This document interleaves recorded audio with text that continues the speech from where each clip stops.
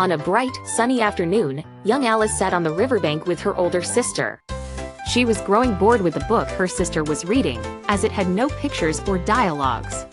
Suddenly, Alice noticed a white rabbit, surprisingly wearing a waistcoat and holding a pocket watch, muttering to itself about being late. Curiosity piqued, Alice hurried after the rabbit, following it as it vanished down a large rabbit hole.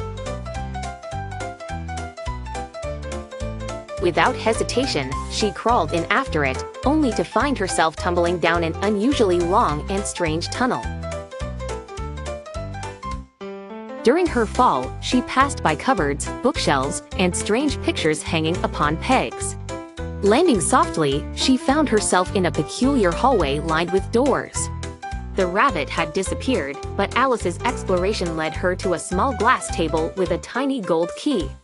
She discovered that the key would open a small door leading to a gorgeous garden, but she was too big to get through. On the table, she discovered a bottle labeled "Drink Me." She was hesitant, but the fragrance was inviting, and the label was personally addressed to her, so she decided to drink it. Instantly, she began to shrink down to a tiny size, perfect for entering the door. However, to her distress, Alice realized she had left the key back on the table, now beyond her reach. Her eyes fell on a box under the table containing a cake marked "Eat Me." With a bite, she grew massively, filling the room.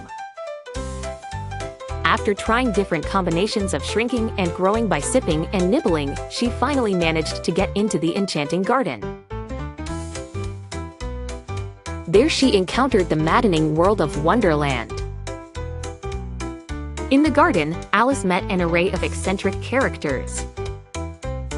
There was the grinning Cheshire Cat whose head and body would vanish randomly as he riddled Alice with nonsensical advice.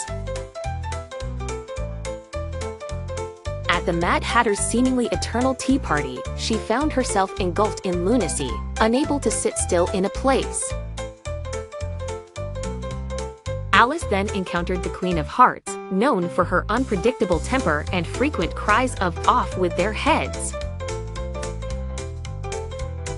Despite her fiery temper, Alice played croquet with her, using live flamingos as mallets and hedgehogs as balls. During a peculiar courtroom scene, Alice courageously stands up against the false accusations. Gradually, the absurdity closed in on her, and she felt herself being drawn back into reality. Suddenly, she awoke back on the grassy bank.